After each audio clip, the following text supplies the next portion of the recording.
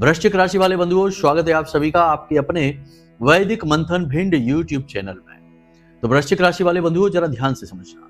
चैत्र नवरात्रि 30 मार्च से प्रारंभ हो रही है और नवरात्रि के 9 के 9 दिन, हालांकि यह नवरात्रि केवल 8 दिनों की है। ये जो नवरात्रि का विशेष पर्व है बहुत ही लाभदायक है, सिद्धिदायक है, क्रांतिकारी है, जीवन में महापरिवर्तन लेकर आने वाला है। क्योंकि यह जो नवरात्रि का पर्व आया है, यह बेहद ही शुभ घड़ियों को साथ लेकर आया है। हाँ, एक बात निश्चित है कि इस नवरात्रि में कुछ लोग पूरी तरह से बर्बाद होने वाले हैं, मिट्टी में मिलने वाले हैं, क्योंकि वे शनि और राहु के बनने वाले पिशाच योग का शिकार हो जाएंगे और उनकी बर्बादी तय है। लेकिन कुछ लोग इस नवरात्रि के 9 दिनों के विशेष महापर्व में अपनी जिंदगी में एक शानदार क्रांतिकारी उन्नति करने वाले हैं। हाँ, उन्हें कुछ जरूरी सावधानियां रखनी होंगी और 5 ऐसे जरूरी उपाय, क्रियाएं, कार्य जो उन्हें करने ही होंगे। जो भी इन 5 कार्यों को कर लेगा उसका उद्धार निश्चित है। उसके जीवन में अष्टलक्ष्मी का वास होगा। स्वयं नारायण श्री हरि विष्णु माता लक्ष्मी के साथ उसके घर में प्रवेश करेंगे और मां चामुंडा देवी उसके शत्रुओं का नाश करके, उसकी तकलीफों, दुखों का नाश करके उसके जीवन में खुशियां ही खुशियां भर देंगे। एक बात और कि जो भी व्यक्ति इस नवरात्रि के पवित्र दिनों में अपनी जेब में यह एक चीज रखेगा, यह एक चीज इतनी शक्तिशाली है कि यह हर प्रकार के राजयोग का कारक है। तमाम सात्विक शक्तियों के साथ साथ नारायण श्री हरि विष्णु और माता लक्ष्मी का साक्षात प्रतीक है और नवग्रह की संपूर्ण शक्तियों को लेकर आई है। यह एक चीज बहुत ही शक्तिशाली है और सकारात्मक ऊर्जा का विस्फोट लेकर आएगी आपके जीवन में। इसे यदि आप पूरे 9 के 9 दिन अपने जीवन में शामिल कर लेते हैं, अपनी जेब में रखकर घर से बाहर निकलते हैं, तो आपके अंदर 3 विशेष गुण उत्पन्न हो जाएंगे। पहला यह कि आपकी बात काटने वाला कोई इस संसार में नहीं होगा। हर जगह आपकी विजय होगी। आपकी वाणी में, आपकी नेत्रों में गजब की आकर्षण शक्ति उत्पन्न हो जाएगी और आप धन संपत्ति को, अपनी कामयाबी को एक चुंबक की तरह अपनी ओर खींचेंगे, आकर्षित करेंगे। महाशक्तिशाली यह एक चीज है, तो इसके विषय में जानना आज आपको बेहद आवश्यक है। क्योंकि अब समय ऐसा चल रहा है 18 मई तक का कि आप यदि सावधान नहीं रहेंगे, सतर्क नहीं रहेंगे और कुछ जरूरी उपाय और क्रियाएं अपने जीवन में शामिल नहीं करेंगे, तो आपको मिट्टी में मिलने से कोई रोक नहीं सकता है। याद रखना कि आपकी कुंडली में एक ऐसा योग बन गया है जो बुरी तरीके से बर्बाद करने का दम रखता है, जातक को मृत्यु तुल्य कष्ट देने की भी क्षमता रखता है। इसीलिए इसका नाम पिशाच योग है। इस योग का नाम सुनते ही लोगों की अंदर से आत्मा ही कांप जाती है कि ना जाने क्या क्या होगा। लेकिन एक तरफ तो यह योग बर्बादी देगा, दूसरी तरफ यह योग कुछ लोगों को राजा भी बना देगा। कौन होंगे वो लोग, कौन से वो गुण होंगे उन लोगों के अंदर, और वे गुण हर इंसान अपने अंदर उत्पन्न कर सकता है, यह भी हम आपको बता दें। तो उन गुणों को जान लेना, इन 5 क्रियाओं और कार्यों को जान लेना और पूरे 9 दिन इन क्रियाओं को करना और इस एक चीज को भी जान लेना, इसे अपने जीवन में शामिल कर लेना। उसके बाद नवरात्रि के बाद आपसे बात करेंगे। आप खुद ही हमसे कहेंगे फोन लगाकर या मैसेज करके कि गुरुजी आपका धन्यवाद। माता रानी को आभार अवश्य व्यक्त करेंगे और आपका भाग्य निश्चित तौर पर आपके साथ है, यह हम आपको बता दें। तभी आप आज इस कार्यक्रम पर आए हैं और इस महान ज्ञान को प्राप्त कर पा रहे हैं। आपके पुण्य प्रताप हैं, देवी देवताओं का आशीर्वाद है, पूर्वजों की कृपा है जो आप आज इस महान कार्यक्रम को देख पा रहे हैं। वरना जो दुर्भाग्य के शिकार होते हैं उनके पास अच्छी चीजें कभी नहीं जाती हैं, उसके आसपास तो विनाश का वातावरण तैयार हो जाता है। आपकी सदगति आने वाली है, आपके जीवन में बरकत आने वाली है, तभी आप यहाँ आज आए हैं। तो बंधु, आज का यह कार्यक्रम बेहद ज्ञानवर्धक है और आज के इस कार्यक्रम में हम आपको एक विशेष बात और बताएंगे कि आपकी कुंडली का जो 6ठा भाव है, यह शत्रु का भाव कहा जाता है, हानि का भाव, कर्जे का भाव, कोर्ट कचहरी का, विवाद का, झगड़े का, यानी कि अपार कष्ट का भाव कहा जाता है। लेकिन इसी भाव में जुड़ा है आपके जीवन के राजयोग का बहुत बड़ा रहस्य। जी हाँ बंधु, जब इस भाव में राहु और आपकी कुंडली के 10वें भाव में बृहस्पति बैठे हों, यानी कर्म के भाव में बृहस्पति बैठ जाए, रिपु भाव में राहु बैठ जाए, तो बनता है अष्टलक्ष्मी राजयोग। लेकिन इसका मतलब यह नहीं कि आपकी कुंडली में यदि ये ग्रहों की व्यवस्था नहीं है तो आप यह राजयोग नहीं हासिल कर सकते हैं। उसकी भी उपाय है, विधि है, क्रिया है। आज हम आपको वह भी बताने जा रहे हैं। बस इस कार्यक्रम को अंत तक देखना। ऐसा अद्भुत ज्ञान, ऐसी अद्भुत जानकारी जो 100% फलित होती है और हमारे अनुभवों पर आधारित है, हजारों लोगों के जीवन में इस जानकारी ने क्रांतिकारी बदलाव लेकर आए हैं। वह जानकारी आज आपको मिलने जा रही है। और एक खास बात बता दें कि लोग इन जानकारियों को बताने के चक्कर में मोटी मोटी रकम की मांग करते हैं, व्यापार बिजनेस चलाते हैं, लेकिन हम महामाई की कृपा और उनके आशीर्वाद से ये आपको मुफ्त ही देने जा रहे हैं, क्योंकि हमको इन सब की जरूरत नहीं है। महामाई हमारे बारे में बहुत कुछ सोचती हैं और जो हमें चाहिए वह हमें खुद ही उपलब्ध करा देती हैं। तो हमें ज्ञान के विषय में किसी को कुछ भी बताने में कोई संकोच नहीं है। तो बंधु, आज जो ज्ञान आपको मिल रहा है यह सर्वश्रेष्ठ है, क्रांतिकारी है, जीवन को बदलने वाला है। बस इसे आपको अंत तक देखना है। एक और खास बात की जो बातें आपको हम बता रहे हैं इन्हें नोट करते जाना, कॉपी पेन लेकर बैठना, और जो बातें जरूरी हैं जो आप भूल सकते हैं उन बातों को आप नोट करते जाना और उन्हें अपने जीवन में जरूर उतारना। कोई भी ज्ञान जीवन में ना उतारा गया तो वह व्यर्थ है। पुस्तकस्था तुया विद्या पर हस्तगतम धनम कार्यकाले समुत्पन्ने नसा विद्या नता धनम। तो पुस्तक में पड़ी विद्या और दूसरे के हाथ में गया हुआ धन कभी समय पर कार्य नहीं आता है। इसलिए ज्ञान जो जीवन में उपयोग में नहीं लिया तो वह ज्ञान कभी किसी काम आएगा ही नहीं, बेकार ही है। तो इसलिए उसे जीवन में जरूर उतारना, बस यही हमारा आपसे निवेदन है। चलिए कार्यक्रम में आगे बढ़ते हैं, महामाई को याद करते हैं और उनसे निवेदन करते हैं कि जीवन में कृपा लेकर आए, क्योंकि उन्हीं के आदेश पर ही तो जीवन में सब कुछ फलित होगा।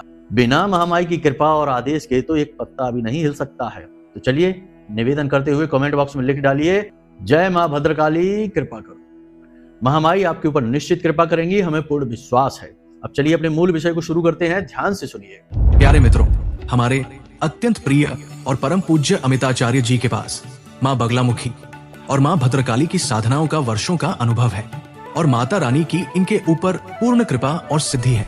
आचार्य जी ने अपने सटीक कुंडली विश्लेषण और श्रेष्ठतम उपायों के माध्यम से हजारों लोगों के जीवन को खुशियों से भरा है। आचार्य जी का कुंडली विश्लेषण और उपाय करवाने का तरीका इतना अद्भुत है कि जीवन के हर एक दुख और कष्ट का कारण जड़ से ही समाप्त हो जाता है। फिर समस्या चाहे जैसी भी हो, कर्जा बहुत बढ़ गया हो, व्यापार चल नहीं रहा हो, बीमारियों में आप बर्बाद हो चुके हो, रिश्तों में प्रेम समाप्त हो चुका हो, या फिर नौकरी ही ना मिल रही हो, विवाह में देरी होती हो, कैसी भी समस्या हो, इन समस्याओं का कारण क्या है, कौन सी महादशा परेशान कर रही है, कौन सा दोष लगा हुआ है, सब कुछ आचार्य जी इतना सटीक बताते हैं कि वर्षों वर्ष के दुख कुछ ही दिनों में समाप्त हो जाते हैं। अगर आपके जीवन में भी कोई ऐसी संकट की घड़ी है तो यही सही समय है जब आप पूज्य आचार्य जी के हाथों से अपनी कुंडली का विश्लेषण करवाएं और वर्षों से चल रहे दुखों और संकटों के इस चक्र से बाहर निकल जाएं। प्यारे मित्रों, अभी वीडियो में दिए गए नंबरों पर फोन करिए और अपनी कुंडली का श्रेष्ठतम आकलन करवा डालिए। जिंदगी बदलने का ये सबसे बड़ा मौका हाथ से मत जाने दीजिएगा। जय माई की, महामाई आपका कल्याण करे।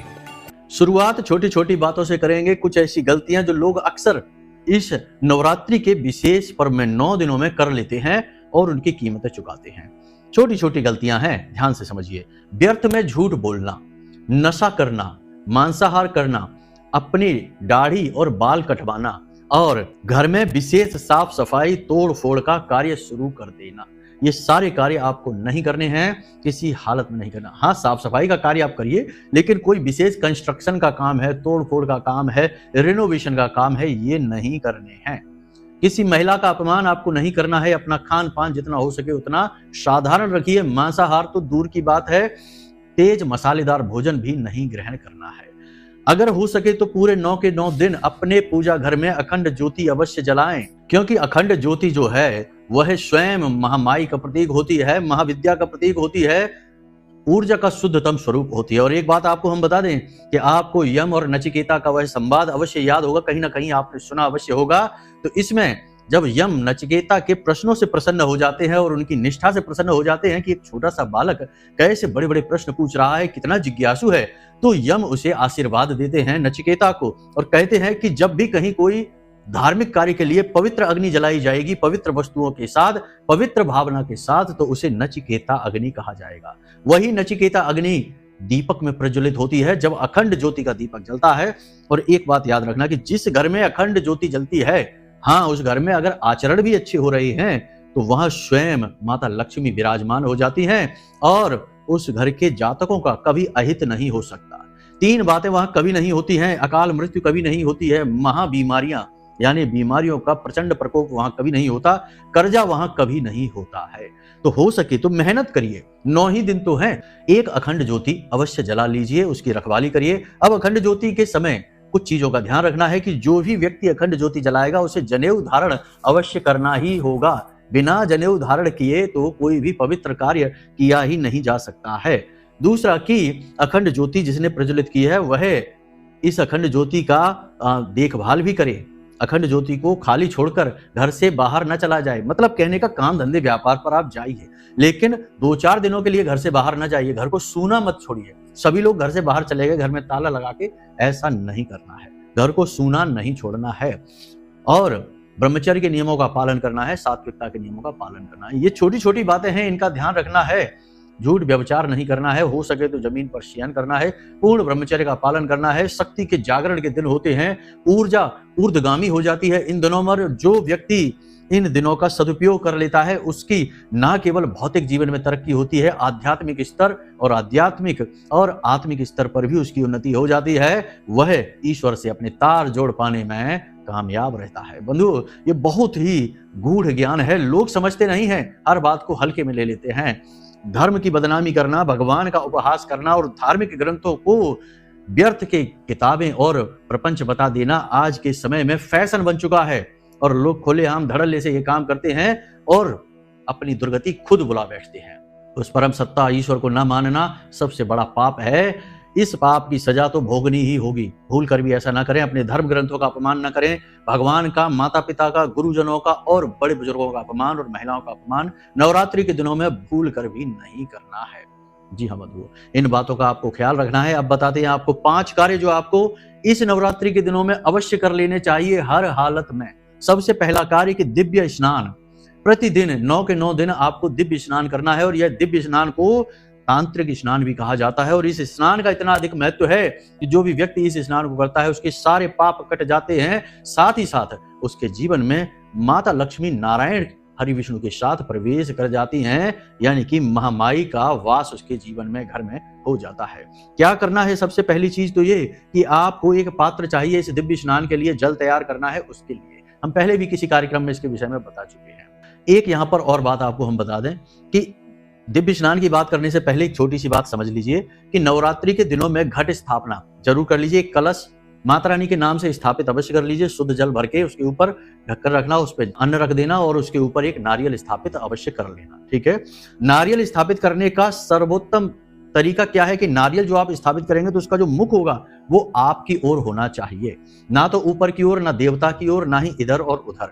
आपकी ओर यदि उसका मुख होगा तो यह धन लक्ष्मी का कारक होता है, दैवीय कृपा आपके जीवन में आएगी। तो नारियल स्थापित इस कलश पर अवश्य कर लीजिए। इसे घट स्थापना कहते हैं। इससे माता का प्रतीक माना जाता है, देवी स्थापित हो जाती है। पहली चीज तो ये। दूसरी चीज कि एक कलश, एक पात्र अपने पूजा घर में रखिए। पात्र तांबे का होगा या पीतल का होगा, स्टील का, लोहे का नहीं होना चाहिए। मिट्टी का हो तो चलेगा। उस पात्र में आपको शुद्ध जल भरना है, थोड़ा सा गंगा जल डालना है और एक इलायची कूट कर डाल देना है, लौंग का एक जोड़ा कूट कर और दालचीनी कूट कर आपको उसमें थोड़ी थोड़ी एक एक चुटकी डाल देनी है। थोड़ी सी हल्दी उसमें डाल देनी है, एक सिक्का चांदी का डाल देना है और तुलसी मैया की जड़ से थोड़ी सी मिट्टी लेकर आनी है, बिल्कुल जरा सी, और उसे भी उस जल में मिला देनी है। रात भर के लिए यह जल आप अपने पूजा घर में रखिए, ढककर रखना है। इसके बाद इस जल को आप अगले दिन अपने नहाने वाले पानी में, जल में मिला लीजिए। घर के सभी लोगों के जल में इसे मिला दीजिए और इस जल में जो सामग्री है उसे, जो निकले सामग्री बची हुई, उसे उठाकर तुलसी की जड़ में डाल देना और जो सिक्का निकला है उसे आप फिर से प्रयोग कर सकते हैं। अगले दिन फिर से उस जल को भरकर अपने पूजा घर में रख देते हैं और लगातार इस क्रिया को दोहराते रहना है। यानी कि यह तांत्रिक स्नान, पवित्र स्नान आपको पूरे 9 के 9 दिन करना है। इससे आपके जीवन में किसी भी प्रकार की नकारात्मक ऊर्जा होगी, तंत्र टोना टोटका होगा, कोई भी क्रिया होगी, कोई भी ऊर्जा होगी, भूत प्रेत पिशाच कुछ भी होगा, सब समाप्त हो जाएगा। माता की शक्ति सभी चीजों को काट कर देगी। तो ये आपको करना है, बहुत जरूरी है इस क्रिया को करना। दूसरा कार्य बंधु आपको ये करना है कि प्रतिदिन मंदिर जाना है और मंदिर के दान पात्र में एक छोटी सी रकम, 5 रुपए, 10 रुपए, जितनी भी आपकी सामर्थ्य है, क्षमता है, 1 रुपए 2 रुपए भी बने तो कोई समस्या नहीं है। बस दान पात्र में नियमित एक निश्चित रकम अवश्य डालते रहिए। इससे ये होगा कि आपके पुण्य का घड़ा भर जाएगा, आप जो जो रकम डालेंगे उसका प्रयोग मंदिर के किसी अनुष्ठान में, पूजा पाठ में, यज्ञ आदि कर्म में या भंडारे में प्रयोग हो जाएगा, तो आप बिना मेहनत के ही पुण्य फल के पात्र बन जाएंगे, ईश्वरीय कृपा के पात्र बन जाएंगे और इसके लिए आपको महामाई की कृपा भी प्राप्त होगी। यह बहुत जरूरी कार्य है, इसे आप जरूर कर लेना। एक और सबसे महत्वपूर्ण कार्य, 5 कार्य बताए हैं, अभी 2 हुए हैं। तीसरा सबसे महत्वपूर्ण कार्य बंधु, इसे आप ध्यान से समझ लेना। ये कार्य आपके कुंडली के छठे भाव को, यानी कि जो षष्ठ भाव है, उसके शुभ परिणामों को आपको देगा और गुरु की कृपा भी आपको करवाएगा। तो आपको क्या करना है, जरा ध्यान से समझना है। रोज शाम को आपको 6 बजे, यानी गोधूली की अवस्था जो होती है, समय होता है गोधूली काल, शाम को 6 साढ़े 6 बजे के आसपास ही होता है। उसी समय पर आपको गाय को हरी घास खिलानी है, साथ ही कुत्ते को रोटी भी खिलानी है। अब ध्यान से समझिए, जो छठवां भाव होता है कुंडली का, उसका भाव स्वामी बुध होता है और कारक केतु होता है। तो आप गाय को जो घास खिलाएंगे वह बुध का प्रतीक होगी, गाय गुरु का प्रतीक होगा और केतु कुत्ते का प्रतीक होगा। यानी कि आपने जब यह क्रिया की और शाम को 6 बजे के आसपास जब गोधूली, इसीलिए इस समय को गोधूली कहा जाता है, क्योंकि इस समय जो भी व्यक्ति गाय को भोजन करा देता है, गाय को संतुष्ट कर देता है, उसकी कुंडली का छठा भाव एक्टिव हो जाता है, पॉजिटिव हो जाता है और राहु के साथ में गुरु का विशेष योग बनकर अष्टलक्ष्मी योग उसके जीवन में सक्रिय हो उठता है। इसीलिए तो भगवान श्री कृष्ण ने पालन पोषण के लिए नंद बाबा के घर को ही चुना, क्योंकि उनके यहाँ तो प्रतिदिन गोधूली की अवस्था हुआ करती थी, गायें थी जिनकी सेवा स्वयं भगवान ने की और अपने जीवन को ईश्वरीय दिव्य कृपा से भर दिया स्वयं भगवान ने और अपने साथ रहने वाले सभी लोगों के जीवन में भी यही किया, क्योंकि भगवान उस समय भगवान नहीं थे, भगवान उस समय मानव रूप में थे और मानव रूप में रहते हुए उन्होंने अपने लीलाओं के माध्यम से संकेत दिए हैं। तो यह विशेष संकेत है कि आपको अपने जीवन में शाम के समय गाय की सेवा अवश्य करनी चाहिए। इससे आपकी कुंडली का छठा भाव एक्टिव होता है। देखो, यह ज्योतिष और अध्यात्म का मेल है, दोनों जगह के तार जोड़ने की कोशिश है। कहीं ना कहीं से तो हमें उदाहरण उठाने ही पड़ेंगे। हमारे शास्त्र, हमारा ज्योतिष, हमारा आध्यात्म हमें हर जगह कहीं ना कहीं से संकेत देता ही है। बुद्धिमान इंसान संकेतों को पकड़ लेता है तो जीवन में उद्धार हो जाता है। अभी कल ही हमारी एक महिला से, एक व्यक्ति से बात हो रही थी। वे कह रही थी कि गुरुजी, आपने एक धन लक्ष्मी का उपाय हमें बताया, तो हमारा पैसा बहुत सारा कहीं अटका हुआ था, मिल नहीं पा रहा था। हमने केवल 7 दिनों तक वह उपाय किया और हमारा वह पैसा हमें वापस मिल गया। और उन्हें इस बात की इतनी खुशी हुई कि उन्होंने लाइव हमसे निवेदन किया फोन पर बात करने की, तो हमने उनसे बात भी की, उनके निवेदन को हमने टाला नहीं। तो उन्हें इस उपाय के फलित होने की इतनी खुशी थी कि उन्हें विश्वास हो गया कि उपाय कार्य करते हैं और दैवीय कृपा संसार में होती है। क्योंकि आज के इस भौतिक युग में, बनावटी युग में, लोग ये नकली चीजों को तो मानते हैं, भौतिकवादी चीजों को तो मानते हैं, लेकिन ईश्वर को नहीं मानते। ईश्वर को नकार देने में लोगों को बहुत अच्छा लगता है। उन्हें लगता है कि उन्हें फैशन के अनुसार चलने को मिल रहा है, आनंद आ रहा है, लेकिन यह गलत है। तो ये चीजें किस तरह कार्य करती हैं, इन्हें समझना बहुत जरूरी है, लेकिन समझने के लिए इशारों को समझना बहुत जरूरी है। इसीलिए कहावत कही जाती है कि समझदार को इशारा काफी होता है, क्योंकि वह इशारा भगवान का होता है। दैवीय शक्तियां इशारों में बात करती हैं, प्रत्यक्ष नहीं आती हैं। यहां तक सारी बातें आपने समझ ली। कुंडली के छठे भाव को आप सक्रिय कर पाएंगे। प्रतिदिन शाम को 6 बजे गाय को और कुत्ते को, गाय को हरी घास, कुत्ते को रोटी खिलाइए। देखते हैं कि आपके जीवन में धन लक्ष्मी कैसे नहीं आती, पैसा कैसे नहीं आता है। ये जो 9 दिन है शक्ति के जागरण के दिन है और इन दिनों पर यह क्रिया आपने कर ली, आपके वारे न्यारे हो जाएंगे। नवरात्रि के बाद आपसे बात करेंगे, आप खुद हमें फोन करके कहेंगे कि गुरुजी आनंद आ गया। ऐसा ही बहुत सारे लोग कहते हैं जो भाव के साथ उपायों को कर डालते हैं। बाकी जो कुबुद्धि हैं, अधर्मी हैं, विधर्मी हैं, उनके लिए तो भगवान ही मालिक है। चलिए बात करते हैं अगले कार्य की। जब भी रोज सुबह सोकर जागें तो अपने पितृ पूर्वजों को और अपने कुल देवी देवता को अवश्य याद करिए। यह बहुत जरूरी कार्य हो सकता है कि आज आप यह कार्य ना करते भी हो तो आपको इस कार्य को करने का सही तरीका नहीं पता है, या फिर आपको इस कार्य को करने का भाव नहीं है, बस यूं ही फॉर्मेलिटी के लिए कर लेते हैं, किसी से सुन लिया। आज आपको तरीका बता देते हैं। पूरे 9 दिन नहीं, जीवन भर इस क्रिया को करना, ठीक है। रोज सुबह सोकर जागे तो कराग्रे मंत्र अपने बिस्तर पर बैठे बैठे ही, लेट कर नहीं, बैठ के करना है। बैठे बैठे ही कराग्रे वसते लक्ष्मी कर मध्य सरस्वती कर मूले च गोविंदा प्रभाते कर दर्शनम, इस मंत्र का जाप कर लेना। उसके बाद 3 देवी देवताओं का आभार व्यक्त करना है। स्थान देवताभ्यो नमः, ओम स्थान देवताभ्यो नमः। ओम लगाना है, क्योंकि ओम जो होता है वह बहुत जरूरी है, महामंत्र होता है। हर मंत्र की शुरुआत इसी से होती है। तो ओम पितृ देवताभ्यो नमः, ओम स्थान देवताभ्यो नमः, ओम कुल देवताभ्यो नमः। इस प्रकार 3-3 बार ये चीजें आपको कहनी है। आपका दिन बन जाएगा, आपका जीवन बन जाएगा। स्थान देवता, पितृ देवता, कुल देवता की आपको कृपा और आशीर्वाद प्राप्त हो जाएगी। इन कार्यों को आप करिए। इसी के साथ साथ मंदिर के बाहर बैठे हुए भिखारी को, खास तौर से वह भिखारी जो अपाहिज है, बुजुर्ग है, महिला है, इन भिखारियों को कुछ न कुछ दान अवश्य करना, चाहे अन्न दान करना, चाहे धन दान करना, दान अवश्य कर लेना, क्योंकि जो शुभ दिन होते हैं उन दिनों पर किया गया दान का हजारों गुना फल प्राप्त होता है। जी हाँ बंधुओं, तो बस इन चीजों को आप ध्यान रखिए। अब बात करते हैं उस एक चीज की। यहाँ तक हमने आपको सारी जानकारी नवरात्रि के हिसाब से दे दी है।